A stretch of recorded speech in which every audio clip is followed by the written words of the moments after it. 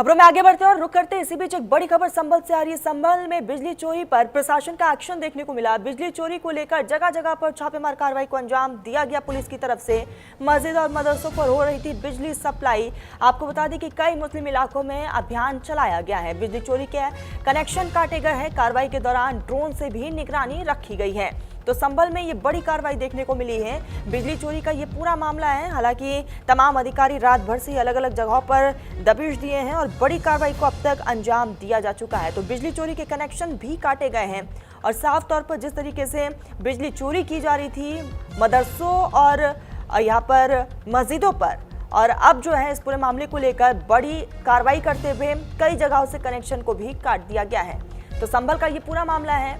बिजली चोरी को लेकर जगह जगह पर पुलिस की छापेमार कार्रवाई देखने को मिली है और खास तौर पर मुस्लिम बहुल इलाके में यहाँ पर पुलिस की टीम भी पहुंची और वहां पर मस्जिद और मदरसों से कनेक्शन को हटाया गया है, क्योंकि गलत तरीके से कनेक्शन लिया जा रहा था यहाँ पर मस्जिद और मदरसों में, और यहाँ पर बड़ी कार्रवाई करते हुए बिजली चोरी के कनेक्शन को काट दिया गया है। फिलहाल अभी भी ड्रोन कैमरों से निगरानी रखी जा रही है। तो उत्तर प्रदेश के संभल का ये पूरा मामला है जहाँ बिजली चोरी के कनेक्शन काट दिए गए हैं और इस पूरे मामले को लेकर आने वाले समय में बड़ा एक्शन भी देखने को मिल सकता है।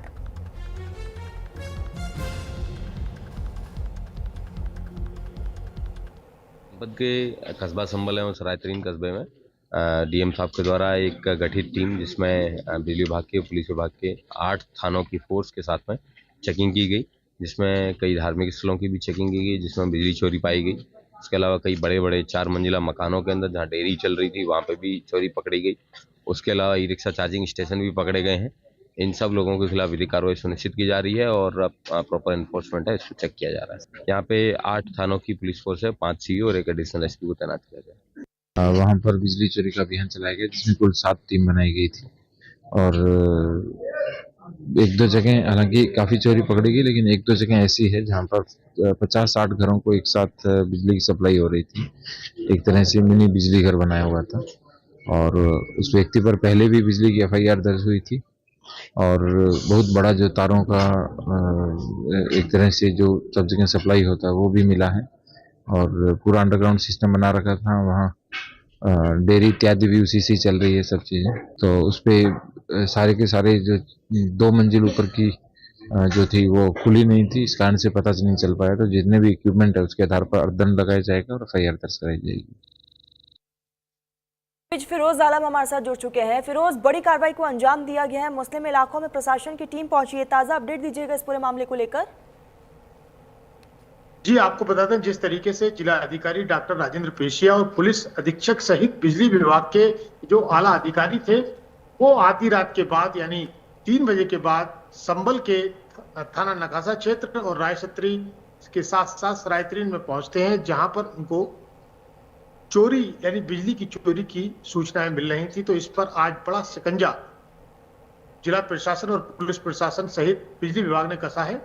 करीब आधा दर्जन से अधिक अब तक की जो सूचना मिल रही है, अभी कोई आधिकारिक सूचना अभी जारी नहीं की है, लेकिन करीब 1.5 करोड़ रुपए की चोरी लगभग की जा रही थी, जिसमें एक मकान है 4 मंजिला, उसमें से कई घरों को लगभग जिस तरीके से जिला अधिकारी डॉक्टर राजेंद्र पेशिया ने बताया है कि 40 से 50 घरों को वहां से बिजली सप्लाई दी जा रही थी, उसको भी वहां पकड़ा गया है। इसके साथ साथ एक मस्जिद है वहां भी, और कई घरों में लगातार वहां चोरियां बिजली चोरी कर रहे थे, जिसको आज जिला अधिकारी की जो 8 टीमें बनाई गई थी बिजली विभाग ने, उसको आज पूरी तरीके से अपने कब्जे में लिया है। अब आगे की कार्रवाई लगातार चल रही है, क्योंकि बड़ी कार्रवाई है, 10 या 5 मिनट में निपटने वाली नहीं, कई घंटे लग सकते हैं, क्योंकि बड़ी कार्रवाई है। उत्तर प्रदेश की सबसे बड़ी चोरी जो है वो संभल में पकड़ी गई।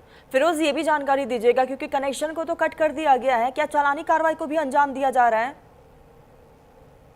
देखिए, जिस तरीके से जिन जिन लोगों के यहाँ से बिजली की चोरी करते हुए पकड़े गए हैं उनके कनेक्शन तो काट दिए गए हैं और साथ ही उन पर अर्थदंड भी लगेगा और मुकदमा भी दर्ज की कार्रवाई होगी। जिस तरीके से जिला अधिकारी डॉक्टर राजेंद्र पेशिया और पुलिस अधीक्षक के बिश्नोई ने साफ साफ बता दिया है कि उन लोगों को बख्शा नहीं जाएगा जो बिजली चोरी कर, और ये अभियान अभी रुकने वाला नहीं है, लगातार संभल में पूरे जिले में ये अभियान चलेगा, जिस तरीके से जो अधिकारियों के बयान आ रहे हैं उनके हिसाब से। जी, फिरोज, क्योंकि लगातार अलग अलग जगहों पर ये दबिश दी गई है, खासतौर पर मुस्लिम इलाकों में टीम पहुंची है, मंदिर यहाँ पर मस्जिदों और मदरसों पर भी कार्रवाई की गई है, लोगों का क्या कुछ रिएक्शन सामने आ रहा है?